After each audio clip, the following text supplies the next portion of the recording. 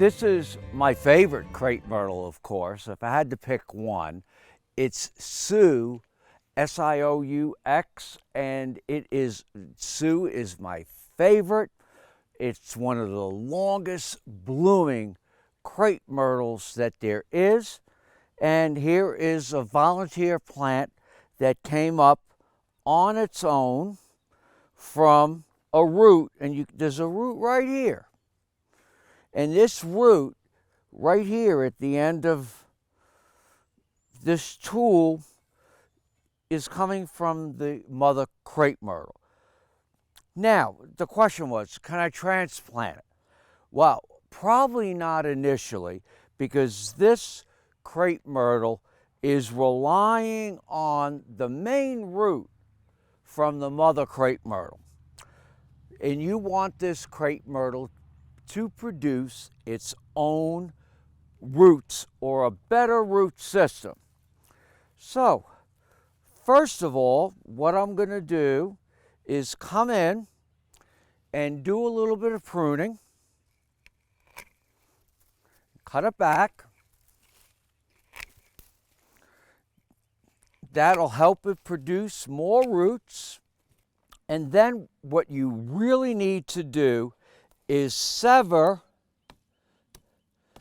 the main root on this crepe myrtle. So what I'm going to do is just lightly dig right around here, just so I can see what I'm going to sever.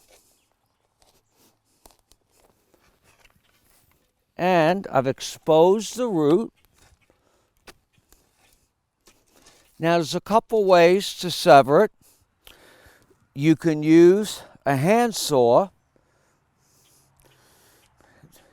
for a larger root, but this root is not that big. And I'm going to come in with the shovel and cut this root right here.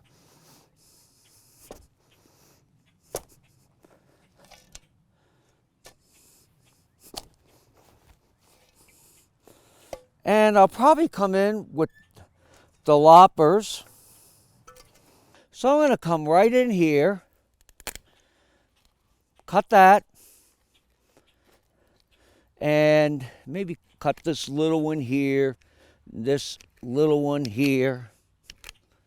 And next year, I can dig and transplant and have another great crepe myrtle called Sioux and add it to my garden. I want to propagate more of these boxwood. These boxwood were huge. They came all the way out to where I'm standing, and they were half again as tall.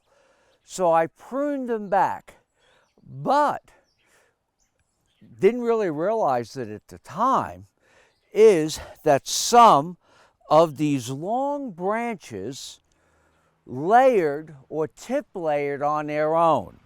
They were laying on the ground, little soil got on top of them, and they started producing roots. And you'll see some of these boxwoods right in front of me here. Quite a few. 1, 2, 3, 4, 5, 6, 7, 8, 9. So I can propagate some of my own boxwood right in front. Now these boxwoods are still attached to the mother plant. And I just pruned this just a couple minutes ago. And as you see, they don't have a lot of roots. This one here only has one root. So I need to get these to produce a few more roots.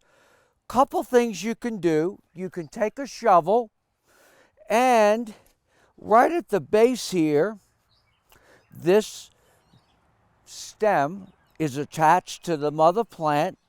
I'm just going to come in and root prune it.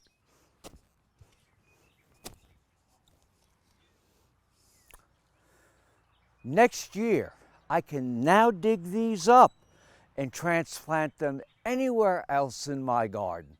I'm Mark Viette. Join me next time in the garden. For more garden tips, go to inthegardenradio.com.